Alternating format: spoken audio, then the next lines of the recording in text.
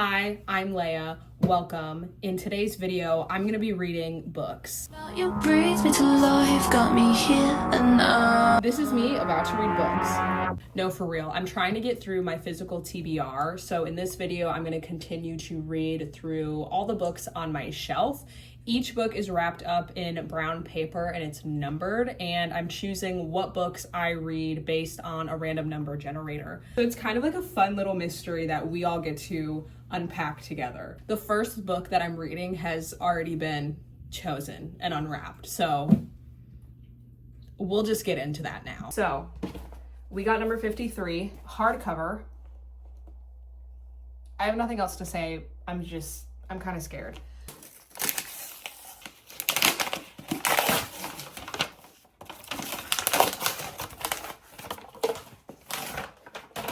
Okay, we have Little Fires Everywhere. I'm not mad about this. I've been wanting to read this. I have heard mixed reviews. What's funny is my friend that read Organ Meats, which was the book that I read on my other video, also read this book and told me to read it. And I'm going up north this weekend, so I wanted to, I plan on reading a little bit while I'm up north.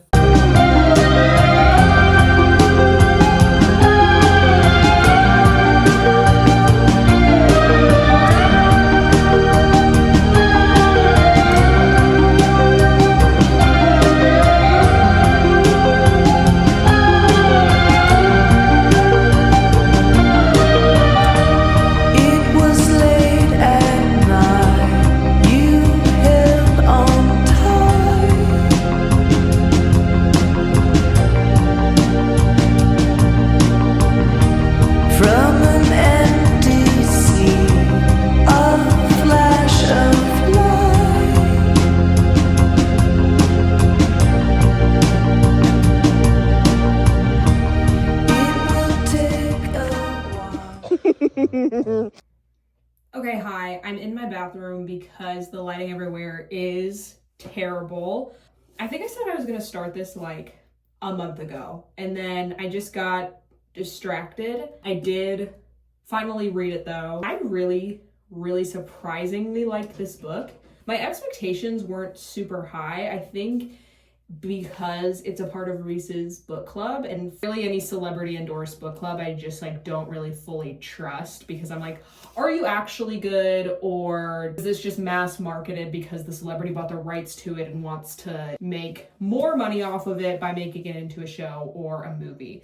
Basically, the story is about a wealthy family in Cleveland known as the Richardsons. They have 4 children. Each of them are in high school, and they own a duplex that they rent out to people for really cheap. Mrs. Richardson throughout the book is giving white savior complex. There's a lot of infuriating characters in this book. A lot of people pissed me off. I can definitely see why this is a show.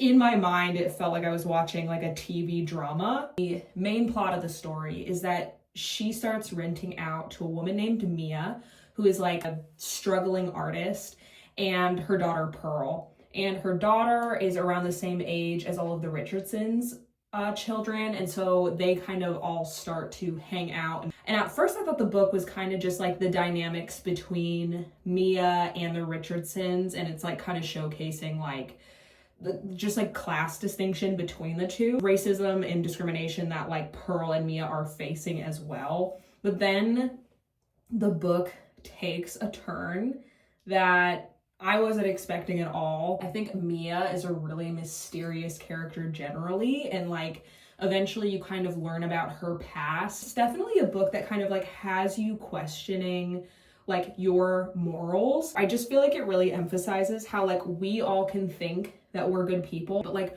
really at the end of the day, the decisions we make and the opinions we have are just formed based off of our personal experiences and perspectives. She writes about a controversial topic, but she kind of gives you both sides of the story. I could still empathize with both parties, even though I had a strong stance. I also think it's really entertaining. Once I actually started reading it, I read it really quickly because I like couldn't put it down. I just wanted to know what was gonna happen. I rated this 3.5 stars. I think I would generally recommend it. Yeah, I think that's all I have to say about Little Fires Everywhere. I did already draw for my next book because I finished this at night and I didn't feel like recording, but I think I drew 22. I literally don't remember. Okay, the lighting's not great, but I got 22. 22. But the book that I got was Dark Objects. I literally don't remember.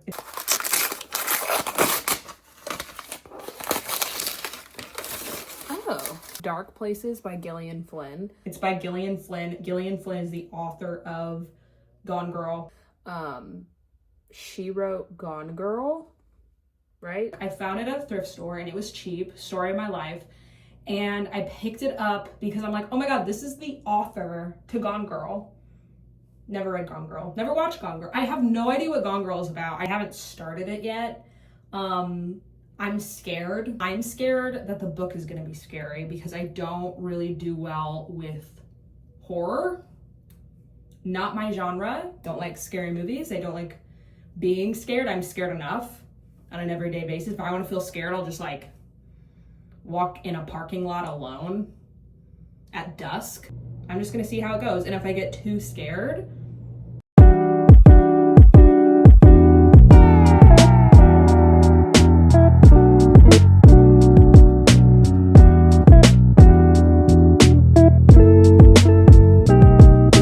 so I've been listening to Dark Places. I think starting out, I wasn't really that invested into the story. I think I would have picked this up maybe around October, but then outside of that, I usually don't read scary books like this. Essentially, it's about this girl named Libby, and I think when she was around 8 years old, her family was murdered while she was in the house.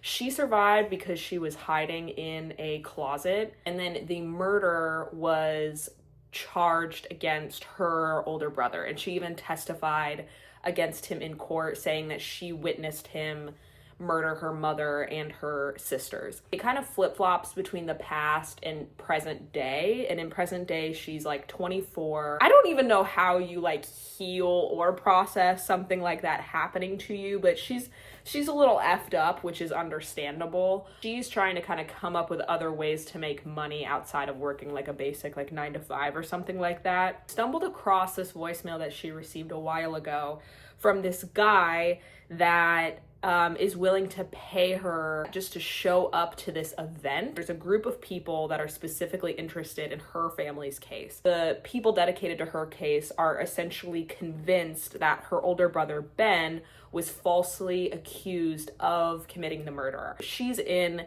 denial. I think the more time she spends with these people, she's gonna realize that her brother did not actually commit the murder. Just the short interaction she had with these people, I'm convinced he didn't. It's definitely interesting. It's definitely an interesting premise. Libby herself isn't a very likable character. She definitely holds a lot of anger. She has like a high temper and like really low patience for people, which again, I understand given the amount of trauma that she has gone through. You're also getting different point of views back in time. So you're getting like her brother's point of view for a chapter, her mother's point of view. So it's not just hers. I just think the imagery is so good. It's almost like disgusting and hard to, you know, get out of my head. I just get grossed out by it, which I think just goes to show that like the author's good at writing, but you know, I would argue maybe a little too good. Maybe a little too descriptive. But my goal is to finish this book by this weekend. I don't know if that's gonna happen, but that's the goal. It's not terribly long, so I'll just check back in maybe once I'm done with it. Who knows?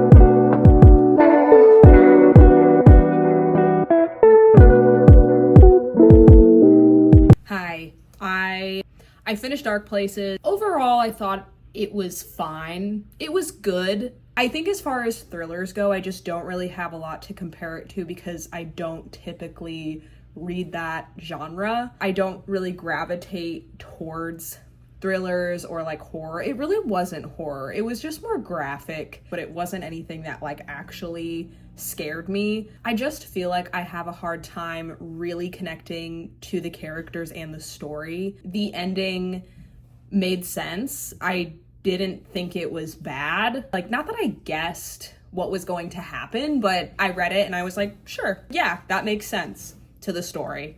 That's fine. I don't know. I thought it was good. I thought it was well written. I enjoyed it, but I just feel like I'm never going to think about it again. It was just very middle of the road for me. So I rated it 3 stars. 3 stars to me is good book. I'd recommend it generally, but yeah, it wasn't anything life-changing. I read it and now it's over. I don't know. Moving on, my boyfriend and I decided to put together a book club every month where it's just us two reading books. This month, I chose Beartown. And I already own Beartown. So it's like I'm kind of cheating, but it's also for a book club and like I'm making the rules, so shut up. I went ahead and I unwrapped Beartown already, and it was kind of perfect because the Beartown series is on Kindle Unlimited. So I'm gonna read it on my Kindle and then I'm gonna loan him my physical copy of the book. The only thing that I know about Beartown is it's about hockey, and I think it makes people cry. And that alone, I'm like, sign me up. I love to feel emotional damage. I'm excited to read it, but I'm also a little nervous because I don't really know what I'm getting myself into. Also, sports isn't really my thing, so I don't know how much I'm gonna really enjoy like the hockey aspect of it. But I have read Fredrik Backman before, and I really, really enjoyed A Man Called Uva. Yeah, that's the next book that I'm going to read.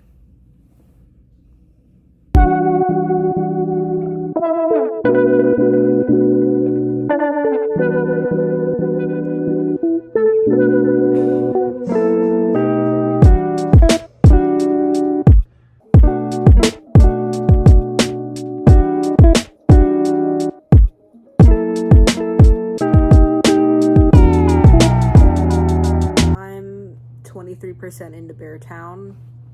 I'm almost at page 100. I think it started off a little slow just because there's so many characters and like different perspectives that you're getting that it was a little hard to like. I think I just spent the beginning trying to keep track of all the different like characters and the perspectives that you're reading about, but I am now very emotionally invested into the story. I've already cried twice, actually. I love some of the characters. I hate a lot of the characters. I just feel like he's so good at writing people. Like just and how complex people are. I was trying to go into this with not super high expectations because I feel like so many people rave about this book, but I don't know. I'm only like 100 pages in, but I understand why people rave about it. Like, you know, like when you're reading a book and you forget that you're reading because it's so good and you're so invested into the story. Like, that's how I'm feeling, and I love it. I'm gonna keep going. It's 7:30 and it's a Saturday, so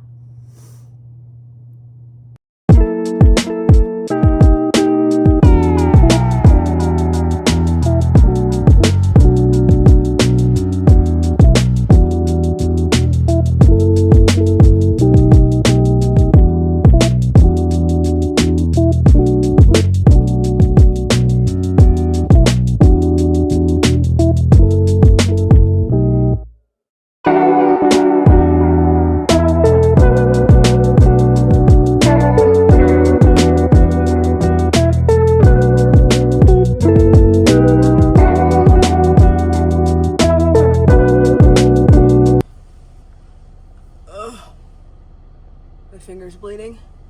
I'm in my car, but I'm parked so you can't yell at me. I finished Beartown after my boyfriend and I went on our really romantic car reading date.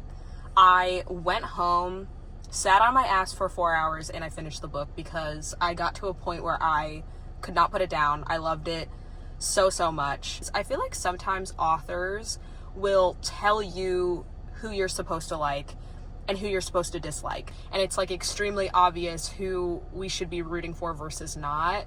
Whereas I feel like Fredrik Backman will just describe a person and then he lets the reader decide if we like them or not.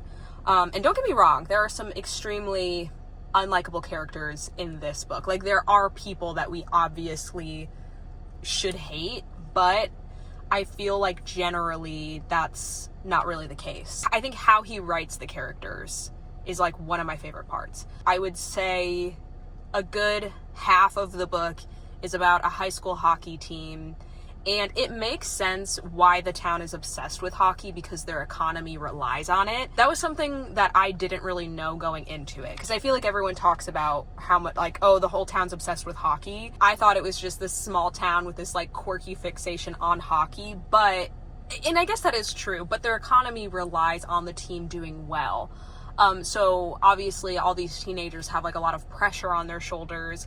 I was really invested in the hockey, which surprised me because, as I mentioned before, I don't care about sports. I don't really like sports, but I kind of understood the charm of, I don't know, hockey, I guess. Halfway through the book, I would say the plot changes direction in a way that I was not expecting at all. Check trigger warnings. Oh my god. If you're interested in reading the book, definitely check trigger warnings if there are topics that you cannot read about, because I went into this completely blind, not realizing what was going to happen, and I think sometimes it's like good to know what you're getting yourself into just to put you in a certain headspace. Like, there were a couple times throughout the book where I would kind of like pause and be like, I can't believe a man wrote this. And I don't even mean that in a way of like shitting on men. It's just that Fredrik Backman, I feel like, understands the female experience in a way that scares me. I feel like he's too powerful. Just like the way he wrote about this topic, I thought was extremely empathetic and emotionally intelligent. It's tough. I wish I could just generally recommend this because it's so good, but I do understand like it does contain triggering topics, but I just feel like it's such a safe way to learn about a specific situation that I think would kind of hopefully like open up a lot of people's minds. I rated it 5 stars. I have nothing but good things to say about it. He does sprinkle in a lot of platitudes about like life and people, and I do think some readers get annoyed by that. Couldn't be me. I didn't. I ate that shit up every time. My emotions were all over the place reading this. I also cried a lot. Yeah, I loved it. Check trigger warnings. We're gonna keep reading the rest of the series. So now we're gonna pick up Us Against You. I'm gonna continue to read it on my Kindle. I've heard mixed things about the rest of the series. I've heard that it gets even better, and then I've heard it doesn't live up to Beartown, so I guess I'll be the judge of that.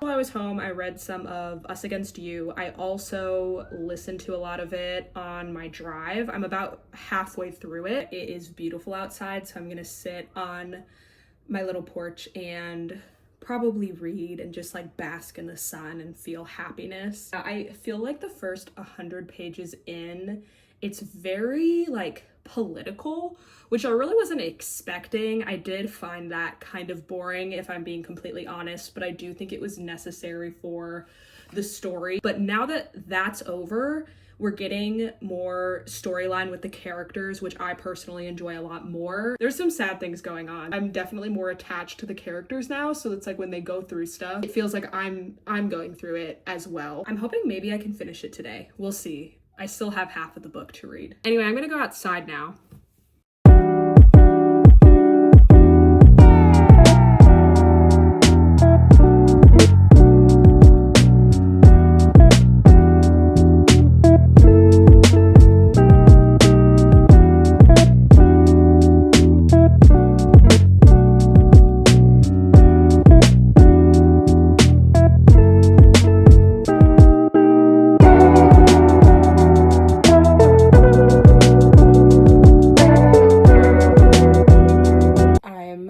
Sick. I've been reading Us Against You. I just got to a part that I know is going to be really, really sad. For context, I'm about to start chapter 33. I kind of don't want to continue. Like, I kind of want to just shut off my Kindle and never pick up the book ever again, because then, in my mind, what's about to happen won't actually happen. I know this is about to make me cry.